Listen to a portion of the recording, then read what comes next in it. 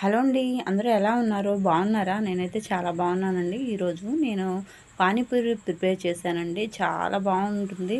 ఇలా మీరు ట్రై చేయండి. తప్పకుండా మీకు కూడా నచ్చుతుంది. మంచిగా ప్రిపరేషన్ చూపిస్తాను మీకు.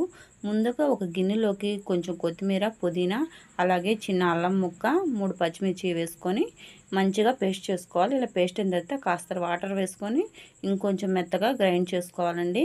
తర్వాత మనం ఒక గిన్నెలోకి ఒక నిమ్మకాయ సైజ్ అంతా చింతపండును తీసుకొని గుజ్జు తీసుకొని పక్కన పెట్టుకోవాలి. తర్వాత మనం మెత్తగా పేస్ట్ చేసి పెట్టుకున్న ఈ పానీపూరి మిక్స్ని దీంట్లో వేసుకోవాలి. కొత్తిమీర అల్లం పేస్ట్ ఉంది కదా, అదంతా దీంట్లో వేసేసుకోవాలండి. కాస్త వాటర్ కూడా వేసుకోవాలి. మనం పులుపు చూసుకోండి.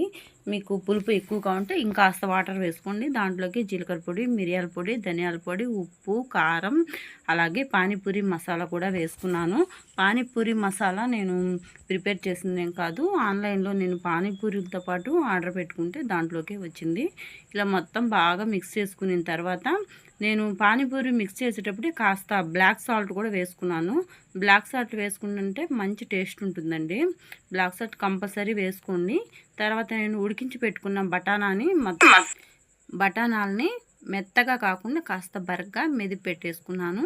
తర్వాత 2 ఉడికించిన బంగాళాదుంపల్ని మెత్తగా చేత్తోనే నలుపుకొని వేసుకోండి. మరి మెత్తగా కాకుండా కచ్చా పచ్చగా ఉండేటట్టు చేత్తోనే మెదుపుకుంటే సరిపోతుంది. దాంట్లోకి జీలకర్ర పొడి, మిరియాల పొడి, ధనియాల పొడి, అలాగే కొంచెం కొత్తిమీర, కొంచెం క్యారెట్ వేసాను. తర్వాత దీంట్లో మొత్తం పానీపూరి మసాలా మొత్తం వేసి బాగా మిక్స్ చేసుకోవాలి. ఇలా బాగా మిక్స్ చేసుకున్న తర్వాత కాస్త మనం గట్టిగానే ఉంది కదా ఇదంతా, తర్వాత దీన్ని పొయ్యి మీద పెట్టుకొని కాస్త వేడి చేసుకుందాము. అది ఎలా కూడా మీకు చూపిస్తాను. మనం బయట తిన్నట్లే పానీపూరి మంచి టేస్ట్తో ఉంటుందండి. మీరు తప్పకుండా ప్రిపేర్ చేసుకోవాల్సిన రెసిపీ ఇది వచ్చేసి. బయట తినేకంటే మన ఇంట్లో చేసుకుంటే హెల్దీ కూడా కదా. నేను ఈ పానీపూరీల కోసం పిండి ఏమి కలపట్లేదండి.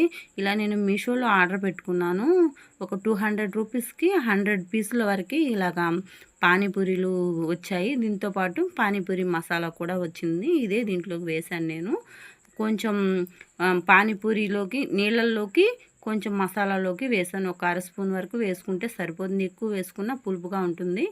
ఈ పానీపూరిలో నేను మొత్తం బాగా నూనె హీట్ అయిన తర్వాత వేసుకోండి. మరి నూనె ఎక్కువ హీట్ అవ్వకూడదు, అలాగని తక్కువ హీట్గా ఉండకూడదు. అలాంటప్పుడే ఈ పానీపూరీలు మంచిగా వస్తాయండి.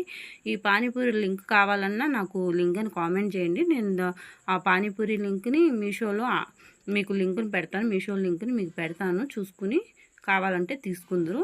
ఇలా నేను మొత్తం మసాలాని కలుపుకున్న ప్యాన్ని పొయ్యి మీద పెట్టేసుకొని కొంచెం వాటర్ వేసుకొని మొత్తం ఇలా కలుపుకుంటూ ఒక 2-3 మినిట్స్ ఉడికించుకోవాలి.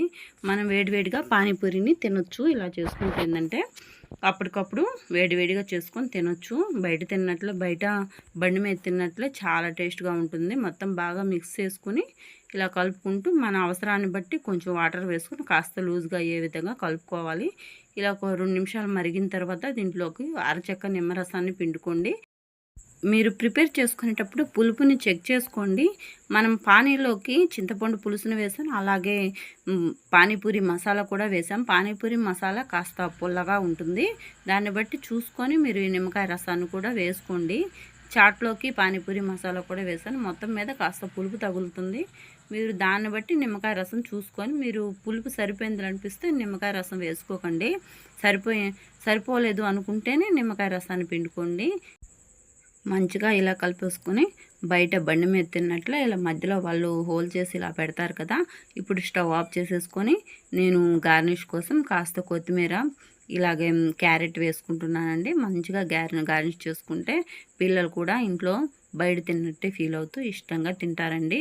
మనం బయట తినే కంటే ఇంట్లో చేసుకుంటే హెల్దీ కదా. కాస్త ప్రాసెస్ ఎక్కువైనా సరే, లేట్ అయినా సరే అప్పుడెప్పుడైనా ఇంట్లో ప్రిపేర్ చేసుకోండి. చాలా సింపుల్గానే చేసుకోవచ్చు, కానీ ప్రాసెస్ టైం పడుతుంది. ఇవన్నీ ఉడకబెట్టుకొని అవి చేసుకోవాలి కదా. ఇలాగ పూరీలను వేపుకోవాలి, అలా ఉంటుంది కాబట్టి కాస్త ప్రాసెస్ ఉంటుంది. సింపుల్గానే చేసుకోవచ్చు. తర్వాత ఈ పూరీలకి కాస్త ఇలా హోల్ లాగా చేసేసుకొని చేతితోటి ఈ మసాలాని దీంట్లో పెట్టుకొని ఈ పానీని ముంచుకొని సింపుల్గా తినేయడమే. చాలా బాగుంటుంది కదా. ఇంట్లోనే హెల్దీ అండ్ టేస్టీ పానీపూరి. మీకు కూడా నచ్చితే లైక్ చేయండి, సబ్స్క్రైబ్ చేసుకోండి. Thank you.